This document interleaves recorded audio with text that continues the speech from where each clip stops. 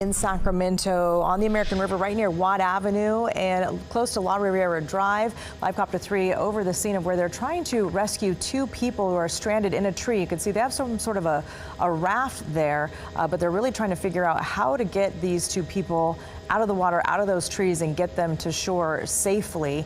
Obviously, during this time when temperatures are really hot, people like to go to the waterways to escape the heat, beat the heat, and cool off. But officials have been warning people for months that this could be very dangerous. So we don't know the situation exactly, all the details surrounding the situation, but we do know that that water rescue is going on right now for two people who are stranded. And this is right near the Watt Avenue overpass on the American River, and it's where a lot of people like to go to cool off. And you can see some of those other folks there. It looks like those are maybe the rescuers that are coming over to try and get those folks out of that tree. It looks like those could be first responders that we're seeing that are kind of swimming along the shoreline. I count 3, maybe 4. Obviously, the trees here are kind of obscuring some of our view, but those do look like people that are going over there to rescue those folks. I can't say that with complete certainty, but those do look like, oh, now we have, looks like a 5th person with a rope. So I think the rescue is underway, which is good news. I guess we should say good news. Thank goodness for that tree that caught these folks and at least kept them in a stationary position so that first responders could get over there. And once again, you know, there's great example of how our first responders are on this type of thing. Not sure how this got called in, if they called in the people on that boat themselves or if somebody saw them struggling, but the quick response here, that's great. So not sure if the boaters here have life vests on. We hope they do, because that obviously is what these first responders are always telling us when you're in the water. Doesn't matter what kind of level of swimming you are at, you're going to want that life vest for obvious reasons. All right, we're continuing to watch this, and it looks like they've got them tethered. They had to swim upstream there to get to the raft where the people are kind of tangled in that tree. There's a lot of trees along the American River. If you've ever tried to inner tube down it, you know that there are so many obstacles, and if you get caught in one of those things, it can be pretty problematic. They've got 2 of those other rafts there, the boats there from the emergency personnel that are there to kind of be ready to try and catch them once they get dislodged from that tree, which is kind of blocking our view right now. But you can see that tree that they had to swim around that's underwater, and that's one of the big dangers, Ty, of the American River. Not just the American River, also the Sacramento River, but especially the American River, because those things can really hurt if you go over them, or you can get tangled in them, because you can see how close it is in different spots. It's just really uneven. Look what's right ahead of that tree line. We kind of just went past it with our view, but it's like that almost makeshift, looks like a dam was forming almost of trees and probably some rocks. I mean, they could have hit something like that too, and no telling what that could do to a raft. And again, we don't know if they have life vests, but if they were to hit that, I mean, that right there could cause a lot of damage to a raft and easily pop what those folks are probably on right now. So it is really cool to see the first responders out here doing what they do. I think there's about 5 of them out there, obviously standing along the shoreline here, right close to the riparian zone where it goes off into the riverbank there. And we still can't see the people that are being rescued because of the trees in the way of them. But as we're zooming in here and kind of just looking at, we can see a little bit of blue. I'm assuming that's part of their raft.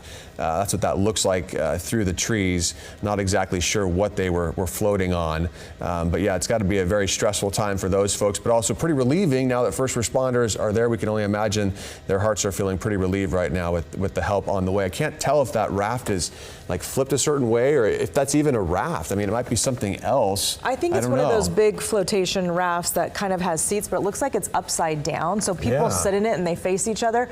But what's a little concerning is you can see little splashes of orange, and those could be life jackets. There was one that was tangled up. It does, on the upper right. There you go. Well, no, there was another one, not that one. That looks like that's actually on someone. That looks like they're getting somebody out of the water right now, which is great. But there was another orange life jacket to the left of this that we zoomed in on for just a second.